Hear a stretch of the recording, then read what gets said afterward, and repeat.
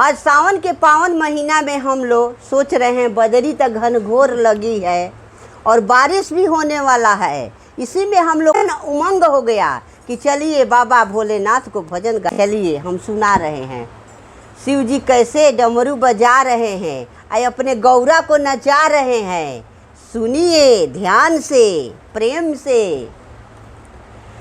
अरे डिम डिम डमरू बजावेला हमार जोगिया, डिम डिम डमरू बजावेला हमार जोगिया, हमार जोगिया हो हमार जोगिया, डिम डिम डमरू बजावेला हमार जोगिया, अपना गौरा के नचावेला हमार जोगिया, अपना गौरा के नचावेला हमार जोगिया।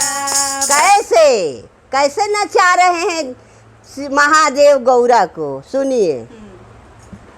बसहा बैलो पर सवारी चंदा शोभे लाली लारी, बसहा बैलो पर सवारी चंदा शोभे लाली लारी, धारा गंगा के बहावेला हमार जोगिया हो हमार जोगिया, धारा गंगा के बहावेला हमार जोगिया हो हमार जोगिया, डिम डिम डमरू बजावेला हमार जोगिया हो हमार जोगिया, हमरा मैया के नचावेला हमार जोगिया हो हमार जोगिया, हमरा गौरा के नचावेला हमार जोगिया हो हमार जोगिया, भोला खाते नित दिन भंग रहते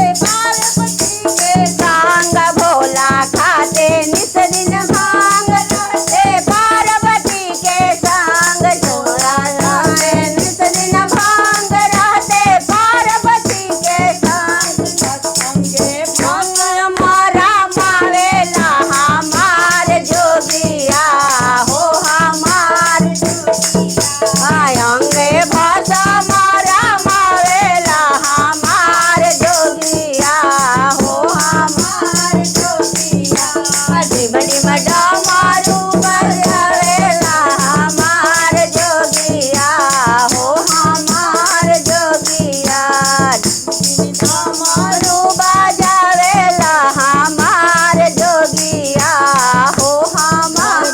एको नई के दाना बैला बांधल बा पुराना घर में, एको नई के दाना बैला बांधल बा पुराना, मांगेला लुटावेला हमार जोगिया हो हमार जोगिया, जे जे मांगेला लुटावेला हमार जोगिया हो हमार जोगिया, डिम डिम डमरू बजावेला हमार जोगिया हो हमार जोगिया, अपना गौरा के नचावेला हमार जोगिया हो हमार जोगिया, गौरा मैया के नचावेले हमार जोगिया हो हमार जोगिया, डिम डिम